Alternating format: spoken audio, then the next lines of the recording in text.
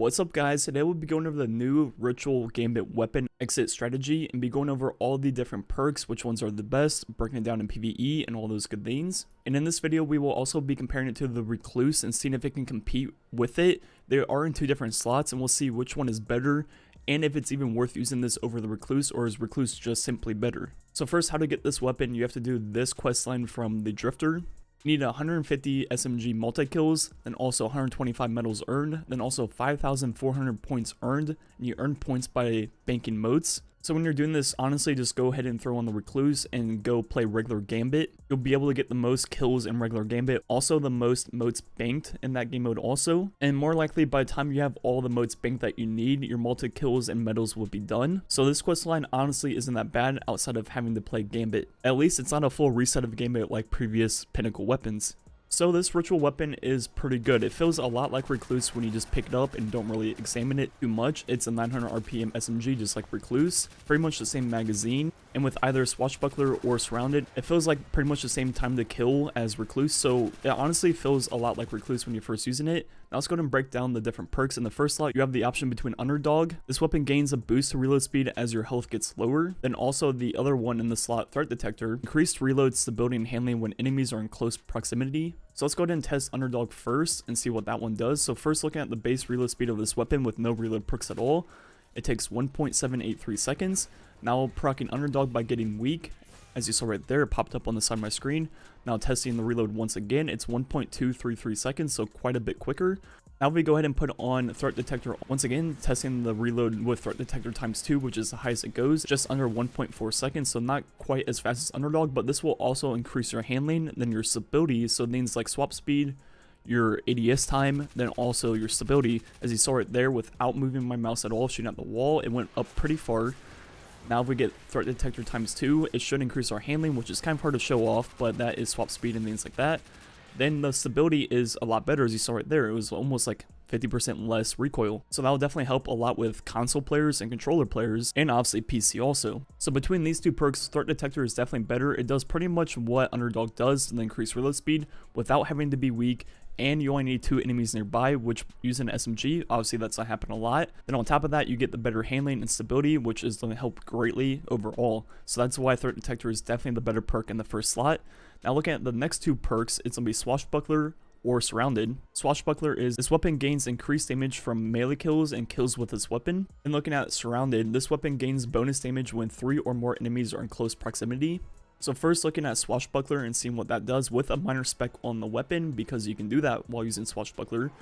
Looking at the damage without the perk, it's going to be 327. With ×1, it's going to be 349. With ×2, 371.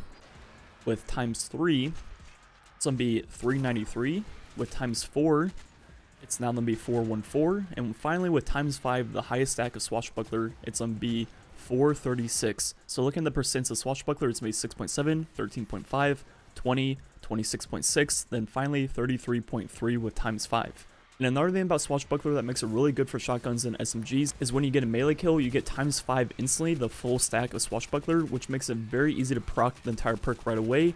Then as you get kills, it will refresh the ×5 stack. If you lose it, just get a punch again. So it's very easy to have ×5 up at all times, especially when you're using a weapon like this that promotes you being up close. The other perk will be Surrounded, and we're going to use a Surrounded spec on this also because that increases the damage that Surrounded gives you. Also makes the perk linger longer after no longer surrounded by 3 or more enemies. So that is pretty much a must-have if you're using a Surrounded perk. So the damage without Surrounded is 304. Keep in mind we don't have a minor spec anymore. Now if we get 3 enemies nearby and proc Surrounded, it hits 425 now, which means Surrounded is a 40% increase.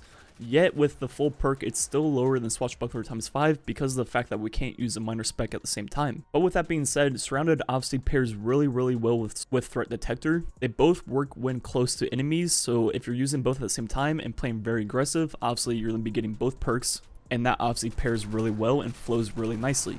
One of the main benefits of Surrounded versus Swashbuckler is you don't really have to worry about losing the perk as often. As long as you're near stuff, you will have the perk going. But at the same time, that is also the downside of Surrounded. Once you're not near 3 things or more, will no longer have the perk compared to Swashbuckler, where you will have the perk as long as you're getting a kill every 3 seconds. So out of those two perks, I would definitely have to say Swashbuckler is the better one overall, because with minor spec on it, it will result in the highest damage per shot. Also, it's very easy to keep up with the ability to get a melee to get the full stack, then getting a kill every few seconds to refresh the perk, and not needing those 3 enemies nearby like surrounded. So that's why I definitely think Swashbuckler is the way to go with this, and you pair that with Threat Detector for that better reload and things like that. Now we look at the Recluse, which we all know what the Recluse is and what it does, and seeing how this exit strategy compares to the Recluse. And once again, we have a minor spec on both right now, comparing the damage. So with the Recluse with perk, as you see right here, we're going to hit 424 headshot, then we're going to hit 421 body shots. So the body shot and headshot are pretty much the same. Now with exit strategy with Swashbuckler times 5 and minor spec, we hit 436, so higher headshot numbers but only 325 body. So this SMG actually hits higher headshot numbers than the Recluse.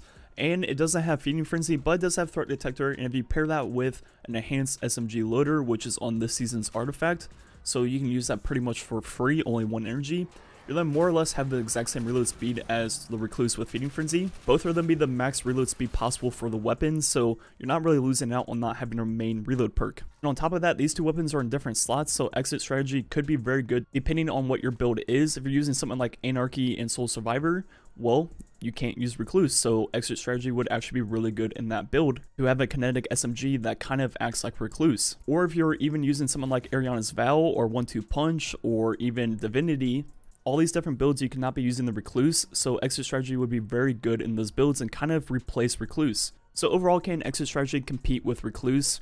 Well, kind of. Recluse is still definitely better because of the fact that the body shot is pretty much the same as the headshot damage, which means you don't get punished for missing headshots, and with the SMG, it's going to be very hard to get really high headshot accuracy. Then the perk is very, very easy to upkeep on Recluse. Get a kill with any weapon will proc the full perk instantly, and when you get kills with Recluse, it will refresh the perk. So it's very easy to get the perk and keep it going. Now on the other hand, exit strategy actually results in higher damage per shot, but that's only on headshot, and you'll be punished greatly for missing headshots compared to the Recluse. And with the SMG, obviously it's very hard to only hit headshots, so that's why Recluse will always feel better, even though Swashbuckler times 5 is technically higher damage. So overall, it's pretty much just a slightly harder to use Recluse. That is definitely still worth the grind, definitely worth getting.